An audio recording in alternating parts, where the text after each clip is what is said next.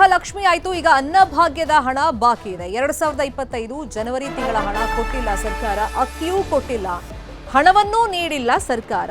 ಸದನದಲ್ಲಿ ಇದೇ ವಿಷಯವಾಗಿ ಬಿಜೆಪಿಯವರು ಪ್ರಶ್ನೆ ಮಾಡಿದ್ರು. ಗೃಹಲಕ್ಷ್ಮಿ ಡಿಲೇ ಬಗ್ಗೆ ದೊಡ್ಡ ಮಟ್ಟದಲ್ಲಿ ಈ ಹಿಂದೆ ಚರ್ಚೆಯಾಗಿತ್ತು.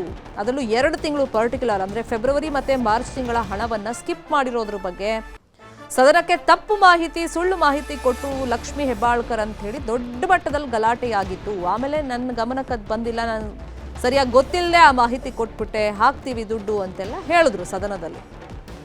ಈಗ ಅನ್ನಭಾಗ್ಯದ ಸರದಿ ಸದನದಲ್ಲಿ ಈ ಬಗ್ಗೆ ಶಾಸಕ ಮಹೇಶ್ ತೆಂಗಿನಕಾಯಿ ಪ್ರಶ್ನೆ ಕೇಳಿದ್ರು. 2025 ಜನವರಿ ಹಣ ಜಮೆ ಆಗಿಲ್ಲ ಅಂತ ಹೇಳಿದ್ರು. 1.27 ಕೋಟಿ ಪಡಿತರದಾರರಿಗೆ 657 ಕೋಟಿ ಹಣ ಬಾಕಿ ಇದೆ. 1 ವರ್ಷವಾದರೂ ಹಣ ಜಮೆ ಆಗಿಲ್ಲ ಅಂತೇಳಿ ಮಹೇಶ್ ತೆಂಗಿನಕಾಯಿ ಕೇಳಿದಂಥ ಪ್ರಶ್ನೆಗೆ ಮುನಿಯಪ್ಪ ಉತ್ತರ ಕೊಟ್ಟರು. ಅಂದರೆ ನಮ್ಮ ಕಡೆಯಿಂದ ವ್ಯತ್ಯಾಸ ಆಗಿಲ್ಲ ಅಂತೇಳಿ ಮುನಿಯಪ್ಪ ಹೇಳಿದ್ದಾರೆ. 10 ಕೆಜಿ ಅಕ್ಕಿ ಕೊಡೋದಕ್ಕೆ ಶುರು ಮಾಡಿದ್ದು 2025 ಫೆಬ್ರವರಿಯಿಂದ. ಆದರೆ ಜನವರಿಯ ಬಾಕಿ 5 ಕೆಜಿ ಅಕ್ಕಿ ಹಾಗೂ ಹಣ ಕೊಟ್ಟಿಲ್ಲ. 657 ಕೋಟಿ ಕೊಟ್ಟಿಲ್ಲ ಅಂಥೇಳಿ ಮಹೇಶ್ ತೆಂಗಿನಕಾಯಿ ಸದನದಲ್ಲಿ ಪ್ರಶ್ನೆಯನ್ನ ಕೇಳಿದ್ರು. ಜನವರಿ ತಿಂಗಳಿನದ್ದು ಕೊಡೋದಕ್ಕೆ ಅವಕಾಶ ಆಗಲಿಲ್ಲ, ಕೊಟ್ಟಿಲ್ಲ. ಕೇಂದ್ರ ಸರ್ಕಾರ ಸಕಾಲಕ್ಕೆ ಅಕ್ಕಿ ಕೊಡಲಿಲ್ಲ, ಹಂಗಾಗಿ ಕೊಟ್ಟಿಲ್ಲ ಅಂತ ಹೇಳಿ ಆಮೇಲೆ ಕೇಂದ್ರದ ಮೇಲೆ ತಪ್ಪನ್ನ ಹೊರಿಸಿದ್ದಾರೆ ಆಹಾರ ಸಚಿವ ಮುನಿಯಪ್ಪ. ಮನೆ ಸಚಿವರು ಹೇಳ್ತಾ ಇದಾರೆ, ನಾನು ಸ್ಪಷ್ಟವಾಗಿ ಕೇಳಕತ್ತೀನಿ, ಜನವರಿ 2025 ಹಣವನ್ನು ಹಾಕ್ತಿರೋ ಅಕ್ಕಿ ಕೊಡ್ತಿರೋ ಸ್ಪಷ್ಟೀಕರಣ ಕೊಡ್ರಿ. ಸ್ಪಷ್ಟವಾಗಿ ಹೇಳಿದ್ದಾರೆ ಅವರು. ಅವಕಾಶ ಆಗಲಿಲ್ಲ, ಕೇಂದ್ರ ಸರ್ಕಾರ ಆದೇಶ ಪಾಲನೆ ಮಾಡಬೇಕಾಯ್ತು, ಕೊಡಕ್ಕೆ ಅವಕಾಶ ಆಗಿಲ್ಲ.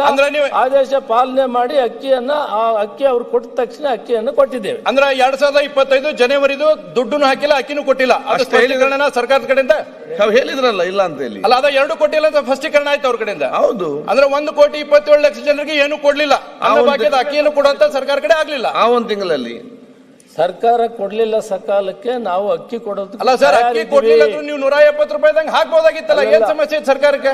ಆದೇಶ ಕೊಟ್ರೆ ಅಲ್ಲ ಜನವರಿ ಒಳಗೆ ಅಲ್ಲಲ್ಲ ಮನೆ ಅರ್ಥ ಮಾಡ್ಕೊಳ್ಳಿ. ಅವ್ರ ಆದೇಶ ಕೊಟ್ಟ ಮೇಲೆ ನಾವು ಅಕ್ಕಿ ಕೊಡಕ್ಕೆ ರೆಡಿ ಇದ್ರು ಕೂಡ ತಗೊಳ್ತಾ ಇಲ್ಲ, ಕೊಡ್ತಾ ಇಲ್ಲ ಅಂತ ಆಗ್ತದೆ. ಅದು ಅವಕಾಶ ಆಗಬಾರ್ದು ಅಂತ ಅವ್ರ ಆದೇಶ ಪಾಲನೆ ಮಾಡಿದ್ವಿ. ಓಕೆ, ಅಲ್ಲ ಮಾನ್ಯ ಪ್ರಶ್ನೆ ಆಯ್ತು, ಮತ್ತೆ ಬೇರೆ ಇದೆ. ಇನ್ನು ಪರಿಷತ್ತಲ್ಲಿ ವಿಪಕ್ಷದವರನ್ನ ಮತ್ತೆ ಕೆಳಕಿದ್ದಾರೆ ಹರಿಪ್ರಸಾದ್. ಗವರ್ನರ್ಗೆ ಕೈ ತೋರಿಸಿದವರನ್ನ ಹೊರಹಾಕಿ ಅಂತ ಹೇಳಿ ಬಿಜೆಪಿಯವರು ಅದೇ ವಿಷಯವನ್ನ ಇವತ್ತು ಪ್ರಸ್ತಾಪ ಮಾಡೋರು. ಕೈ ತೋರಿಸದೆ ಕಾಲ್ ತೋರಿಸಕ್ಕಾಗತ್ತಾ ಅಂತೇಳಿ ಕೆಣಕಿದ್ದಾರೆ ವಿಪಕ್ಷದವರನ್ನ ಹರಿಪ್ರಸಾದ್. ಬಿಕೆ ಹರಿಪ್ರಸಾದ್ ಮಾತಿಗೆ ಪರಿಷತ್ತಲ್ಲಿ ಗದ್ದಲ ಉಂಟಾಯಿತು. ಅವಮಾನ ಮಾಡಿದ್ರೆ ಆ ವಿಷಾದ ಅಲ್ಲ, ಸದನದಿಂದ ಹೊರಗಡೆ ಹಾಕ್ಬೇಕಾಗುತ್ತೆ, ಸಸ್ಪೆಂಡ್ ಮಾಡಿ. ಅದರಿಂದ ತಮ್ಮ ಗೌರವ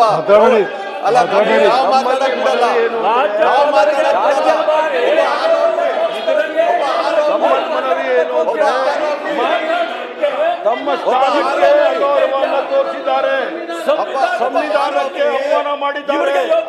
ಅವ್ರು ಯಾವತ್ತೂ ಸಹ ಅವ್ರಿಗೆ ರೋಗ ಸಂವಿಧಾನವನ್ನೇ ಬದಲಾವಣೆ ಮಾಡ್ತೀನಿ ಅಂತ ಮನೆ ಕಳಿಸಿದ್ದಾರೆ, ಕಳಿಸಿದ್ದಾರೆ.